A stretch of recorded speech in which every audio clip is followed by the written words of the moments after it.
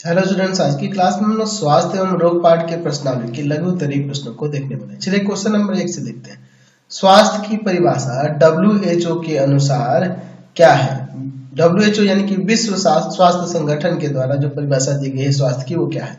तो मैंने यहाँ पे लिख रखा है कि विश्व स्वास्थ्य संगठन के द्वारा स्वास्थ्य की परिभाषा इस प्रकार दी गई है। वह स्थिति जिसमें पूर्ण शारीरिक, मानसिक और सामाजिक संपन्नता हो, ना कि केवल बीमारियों या पीड़ा का ना होना। ठीक है ना जी? तो यही परिभाषा दी गई, आप इसे लिख देंगे वीडियो पॉज कर। क्वेश्चन नंबर 2 देखिए, रोग किसे कहते हैं?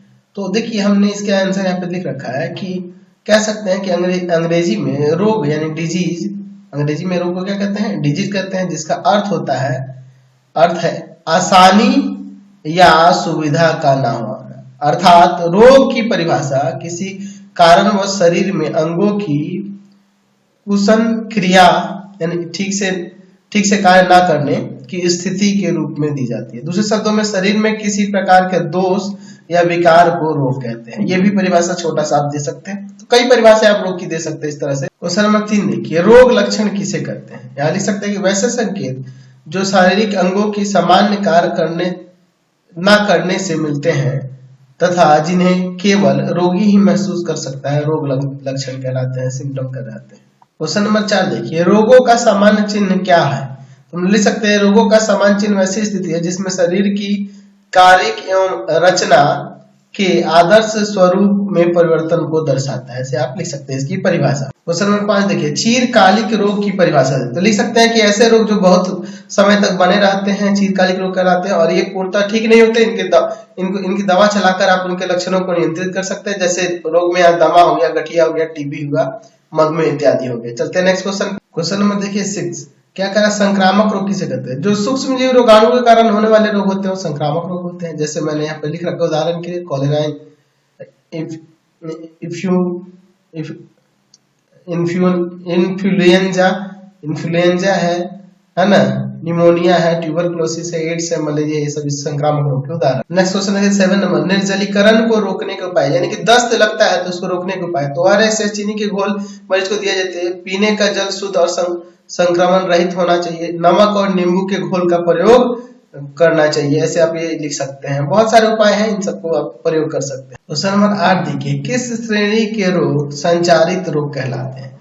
तो हम लिख सकते हैं संचारी रोग ऐसे होते हैं ना जो कह सकते हैं कि एक व्यक्ति से दूसरे व्यक्ति को, है ना, किसी भी कह सकते हैं भोजन के द्वारा, पेयजल के द्वारा, कीड़ों के द्वारा या अन्य जंतुओं द्वारा संपर्क द्वारा, ठीक है ना, एक माध्यम से दूसरे माध्यम में जाते हैं, फैलते हैं। मतलब वो फैलने वाले हो, एक व्यक्ति से दूसरे व्यक्ति को हो जाते हैं।